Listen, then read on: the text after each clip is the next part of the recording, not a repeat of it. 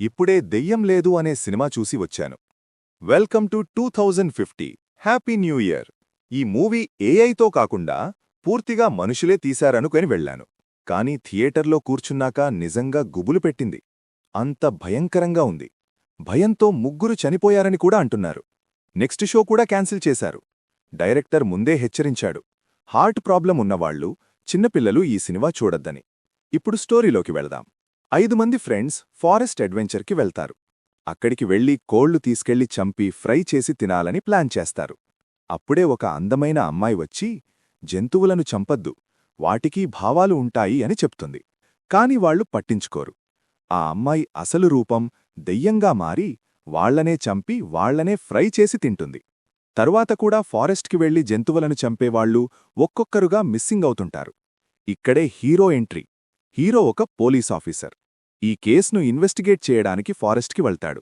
కాని ఎలాంటి క్లూ దొరకదు. ఒకరోజు అతను వేటగాళ్ల నుండి ఒక జంతువును కాపాడతాడు. అప్పుడే అదే దెయ్యం వచ్చి అతనికి థాంక్స్ చెప్పి మాయమవుతుంది. అక్కడినుంచి కథ ఇంకాస్త ఇంట్రెస్టింగ్ అవుతుంది. హీరోకు అర్థమవుతుంది, జంతువులను చంపేవాళ్లనే ఎవరో టార్గెట్ చేస్తున్నారు అని. అతను నిజం తెలుసుకోవడానికి కోడిని తీసుకుని ఫారెస్ట్కి వెళ్లి చంపడానికి ప్రయత్నిస్తాడు. అప్పుడు మళ్లీ అదే అమ్మాయి వచ్చి అడ్డుకుంటుంది. అక్కడే హీరోకి క్లియర్ అవుతుంది, అదే దెయ్యమని. ఆ అమ్మాయి ఒక ఫార్మర్ ఫ్యామిలీకి చెందినది. చిన్నప్పట్నుంచి జంతువులను చాలా ఇష్టపడేది. వాటికి హృదయముంటుంది, బాధపడతాయి అని నమ్మేది. ఆమె సైంటిస్టుగా మారి జంతువులు మాట్లాడేలా చేసే మెడిసిన్ కనిపెడుతుంది. ఆ తర్వాత జంతువులు తమ బాధ చెప్పగలుగుతాయి. దాంతో జనాలు జంతువులను చంపడం ఆపేస్తారు. కాని కొంతమంది దానికి వ్యతిరేకంగా ఆమెను ఫారెస్ట్లోకి తీసుకెళ్లి చంపేస్తారు. మెడిసిన్ను కూడా నాశనం చేస్తారు. అలా ఆమె దెయ్యంగా మారి జంతువులను కాపాడుతూ ఉంటుంది. ఇక క్లైమాక్స్ ఏమిటి? హీరో ఆ దెయ్యం మాట వింటాడా, లేక ఆమెతో ఫైట్ చేస్తాడా? చివరికి ఏమవుతుంది?